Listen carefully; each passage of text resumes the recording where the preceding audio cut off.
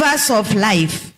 Nataka kuzungumza kuhusu the rivers of life. Bwana Yesu asifiwe. The rivers of life. Tukasikie vile Mungu anazungumza nasi. Mahali ambapo tumesoma katika kitabu ya Ezekiel. Na hapa tunaona Mungu akitembea na Ezekieli. Bwana Yesu asifiwe. Na alikuwa anamuongoza na akafika mahali ambapo maji ilikuwa inatoka katika pande mingi. Kwa hivyo wakati Ezekiel alipokuwa mahali pale, kukawa kuna mtu alikuwa anapima ile maji. Praise God. Kukawa kuna mtu alikuwa anapima ile maji. Kwa hivyo akianzia the first kupima mara ya kwanza, akaambia Ezekiel sasa pita kwa ile maji. Kwa hivyo wakati Ezekiel alipita kwa ile maji, mara ya kwanza ambapo ilipimwa 1000 cubic, maji iliweza kumfika katika ankle level. Kuna mahali maji ilimfika. Sijui kama tunaelewa ankle level ni wapi. Unapopita ndani ankle level ni mahali kama hapa. Hii ndio ankle level.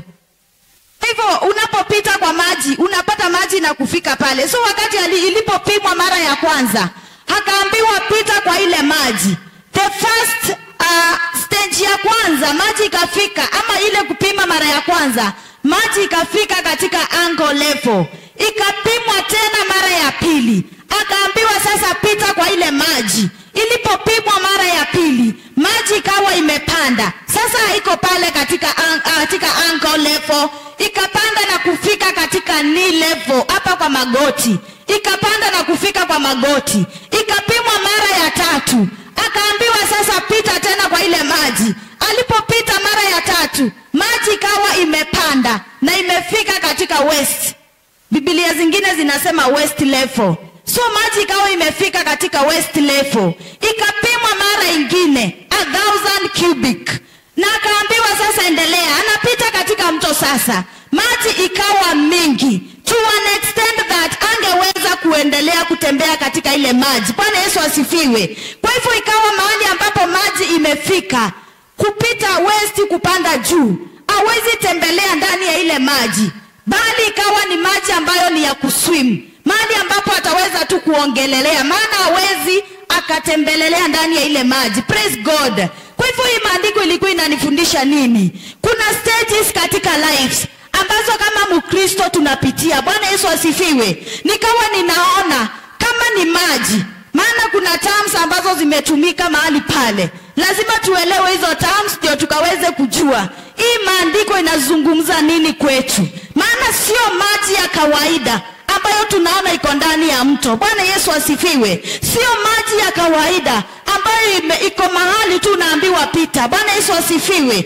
So ile maji kulingana na maandiko na ufunuo ambao nilikuwa ninapata, ile maji ikawa ni our faith. Bwana Yesu asifiwe. It is our faith. Ile maji ina represent imani yetu. Bwana Yesu asifiwe.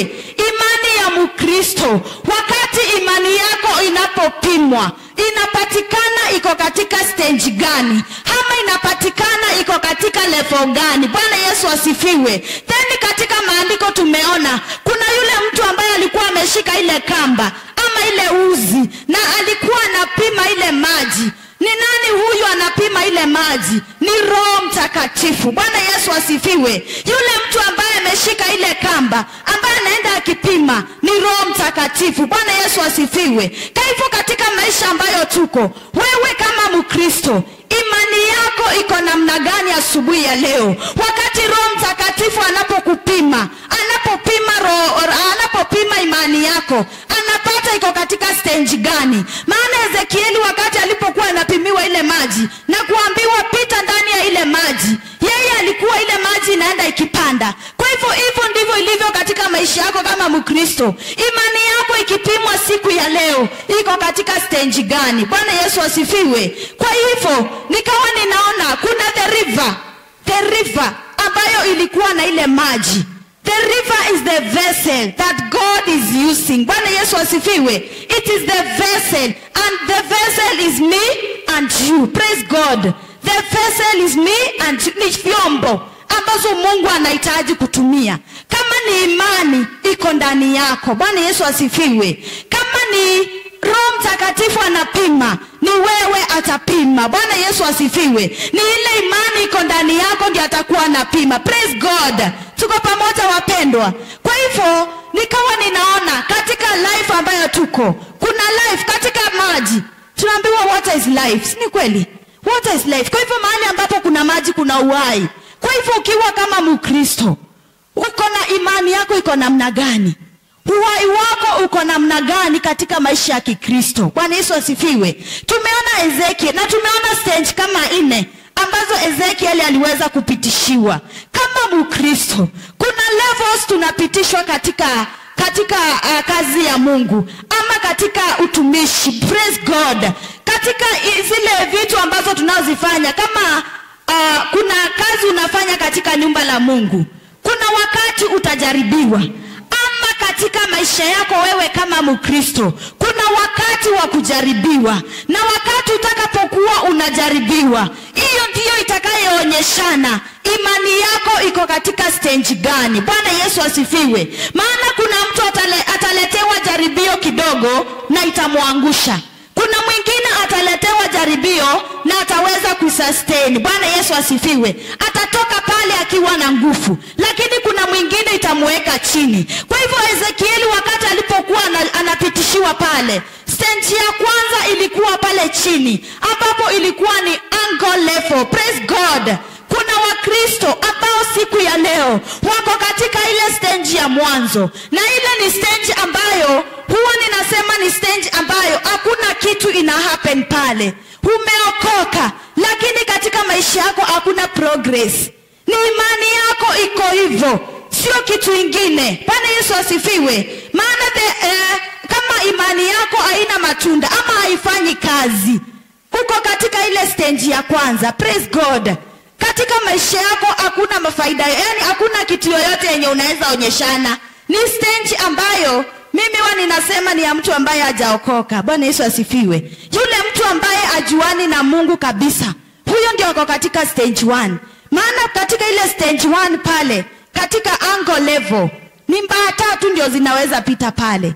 Kuna mchanga, kuna uchafu, kuna nini, kuna kudharauliwa, kuna aibu, kuna vitu mingi ambazo zinapatikana katika level 1 ambazo sio za kupendeza. Bwana Yesu asifiwe. Kwa hivyo kama Mkristo ambaye umeokoka, haustahili kuwa katika level 1. Bwana Yesu asifiwe. Imani yako haistahili kuwa katika level 1. Bwana Yesu asifiwe. Inafaa kuwa tunaona matunda ya imani yako. Tunaona matunda ya Ukristo. Tunaona matunda ya vile ambavyo Mungu amekusaidia tangu wakati ulipookoka. Bwana Yesu asifiwe. Kwa hivyo kama asubuhi ya leo unajua uko katika stage 1, ambia Mungu akusaidie na uokoke tena. Bwana Yesu asifiwe. Okoka tena kama uko katika stage 1. Ni wewe unajipima, unajua uko katika stage gani. Bwana Yesu asifiwe. Kuna mwingine utapata hakuna growth. Tunaona Ezekiel wakati ilipopimwa 1000 the first time, maji iliweza kufika katika angle level. Ilipopimwa mara ya pili, ile maji ilikuwa imeshapanda juu. Hii ni imani yako. Vile ulivyokuwa last year, ndivyo ulivyo siku ya leo. Bwana Yesu asifiwe.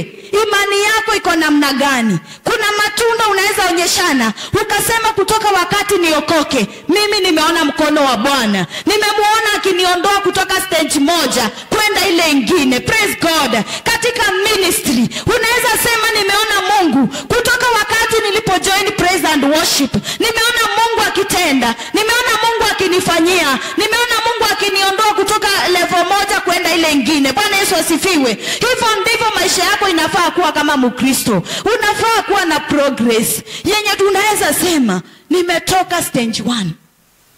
Sasa niko katika stage 2. Bwana Yesu asifiwe. Kwa hivyo maji ilipopimwa mara ya pili, nimesema the first stage ilikuwa stage ya angle level. Na hii stage ni ya yule mtu ambaye ajuani na Mungu kabisa. Ni unaona zinakufuata. Bwana Yesu asifiwe. Na ili ukaweze kuondoka katika hiyo level, ni vizuri ukaweze kusimama vizuri na Mungu. Bwana Yesu asifiwe. Ili ukaweze kuenenda vizuri, ama ili ukaweze kusikia sauti ya Mungu, ni lazima uende deep kupitia maombezi. Maombezi ndio inakuondoa pale chini, ikuweke kiwango ya juu. Bwana Yesu asifiwe. Kusoma neno ndio itakuondoa kutoka ile level ya kudharauriwa, kutoka ile level ya aibu, kutoka ile level ya kung'ang'ana, ili ukaweze kuinuka, ili imani yako ikaweze kuinuka. Bwana Yesu asifiwe. Because the Holy Spirit is always at work. Na kama umeokoka ni lazima utaletewa the trials. Kuna wakati nilisema, wakati unapoona the trial, haijakuja kukumaliza nguvu, bali inakuja kukuinua kiwango ingine. Bwana Yesu asifiwe. Trials, kuna tofauti ya trials na temptation. Trials wakati zinapokuja, zinakuinua kuenda kiwango ingine, na ni imani yako tu inajaribiwa.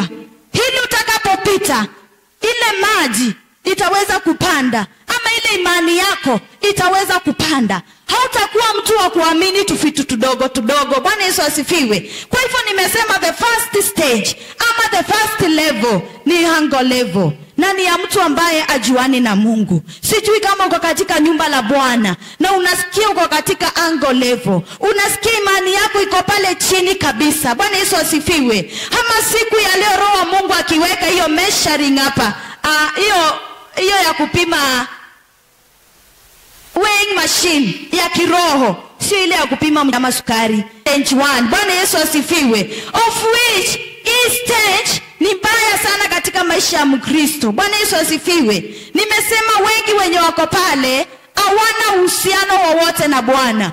Hawajui Mungu, hawajui kama kuna Mungu anaweza badilisha hali, hawajui kama kuna Mungu anaweza ondoa hiyo aibu, hawajui kama kuna Mungu anaweza waondoa katika hiyo dhiki, hawajui kama kuna Mungu anaweza watengenezea njia mahali ambapo hakuna njia, kwa sababu hawana uhusiano mwema na Mwenyezi Mungu. Bwana Yesu asifiwe. Kutoka pale maji ikapimwa mara ya pili. Praise God.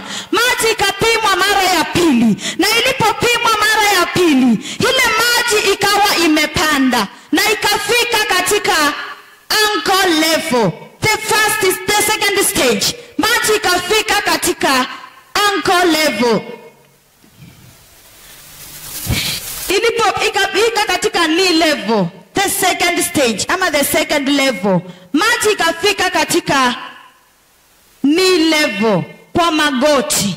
Ni imani yako. Kuna progress katika imani yako. Vitu ambazo ulizokuwa unaaminia mwezi uliopita ama Januari, ndio bado unaaminia siku ya leo. Bwana Yesu asifiwe. Imani yako ikipimwa, ama kama ilipimwa last year na ipimwe tena this year, itakuwa imefika wapi? Itakuwa imepanda ama bado itakuwa pale? Hiyo ni stage ya pili. Kwa hivyo lazima kuwe na mabadiliko katika imani yako, zile vitu ambazo unaaminia, na tutajua imani yako inatoshana aje kulingana na vile unavyoongea, kulingana hata na zile vitu ambazo unazoziaminia.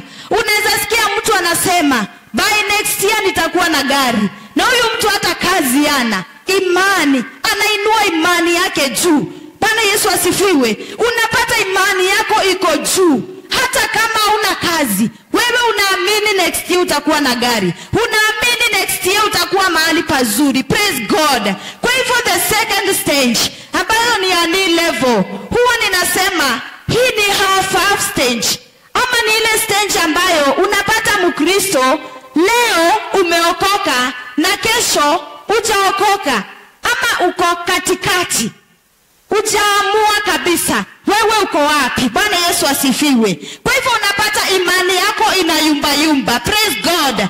Unapata imani yako inayumba. Kuna wakati unaamini, kuna wakati hauamini. Kuna wakati unaamini Mungu anaweza tenda, na kuna wakati hauamini. Hiyo ni kumaanisha imani yako iko katika stage 2, iko katika knee level, na ni imani ambayo ni hatari sana. Ni kwa sababu ninaita a lukewarm stage.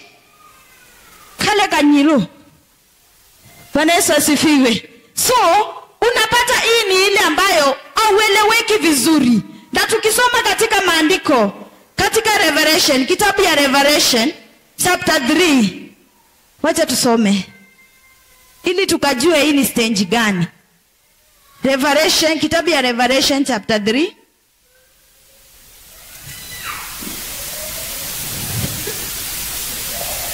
Tuanzie verse 14. Kitabu ya Revelation chapter 3. Tuanzie 14. And to the angel of the church in Laodicea write, the words of the Amen, the faithful and true witness, the beginning of God creation. I know your works. You are neither cold nor hot. Would that you were cold or hot? So because you are lukewarm and neither cold nor hot, I will spew you out of my mouth. Bwana Yesu asifiwe. Hii maandiko inatuambia nini? Kwa sababu wewe sio moto na wewe sio baridi. Haueleweki. Leo uko kanisani, kesho hauko kanisani. Maandiko inasema mtu ambaye ako katika hii stage ni mtu ambaye maandiko inasema, Mungu anasema atakutema nje. Na wakati unapotemwa nje, umetemwa katika ulimwengu. Bwana Yesu asifiwe. Hauko mikononi mwa Bwana. Kwa hivyo anapokutema nje kwa sababu haueleweki. Kwa hivyo hata Mungu anataka mtu ako na msimamo. Bwana Yesu asifiwe. Mungu anahitaji mtu ambaye ako na msimamo ili aweze kukutumia, ili aweze kutembea nawe. Nawe tangaza msimamo. Bwana Yesu asifiwe. Isikuwe leo uko kanisani na kesho uko kwa mganga. Huyo ni mtu ambaye ako stage 2. Yule ambaye ako katikati. Au jiamini, au amini imani yako inaweza zaa matunda. Bwana Yesu asifiwe. Praise God. Hauamini imani yako inaweza zaa matunda. Huyo ndio yule mtu ambaye maandiko inasema utatemwa nje. Na unapotemwa nje, nataka uelewe Mungu amekuachilia katika ulimwengu. Na unapoachiliwa katika ulimwengu, adui yako hivi amefungua mdomo, anakungojea ili akaweze kukurarua. Kwa hivyo kama Mungu hayuko katika upande wa kwako, kuna wakati utashindwa katika mambo ambayo unafanya. Kuna wakati utajipata unang'ang'ana ili hali wewe umeokoka, ili hali uko na imani ndani yako, unaamini Mungu ambaye unayemtumikia. Kwa hivyo siku ya leo mpendwa, ondoka katika ile stage. Ondoka kuwa kama lukewarm. Ondoka kuwa leo kwa moto na kesho kwa moto. Leo kwa moto, kesho kwa baridi. Kesho umtumikii Mungu. Bwana Yesu asifiwe. Kwa hivyo tangaza msimamo. Mtu ambaye uko katika hii stage, ama imani yako wakati iko katika hii stage, wewe hauna msimamo, haujielewi uko katika uko wapi, na kuna hatari kubwa. Ni kwa sababu maandiko imesema utakuwa katika unatembea pamoja na Mungu. Kwa hivyo kuna hatari kubwa wakati ambapo uko katika hii stage. These people who are in this stage, they seriously seek God. Wanahitajiki Mungu sana. Maana wakati ambapo uko moto, praise God, hapa kuna vitu mbili. Mtu ambaye uko katika hii stage, unapata leo uko moto na kesho uko baridi. Kwa hivyo wakati uko moto, unakuwa desperate kutafuta Mungu. Bwana Yesu asifiwe. Huyo wakati ndio unaingia kabisa katika maombi. Unafunga kabisa maana uko moto. Wacha wakati utakuwa baridi, unapata sasa umeondokea Mungu, unafanya mambo ya dunia. Praise God.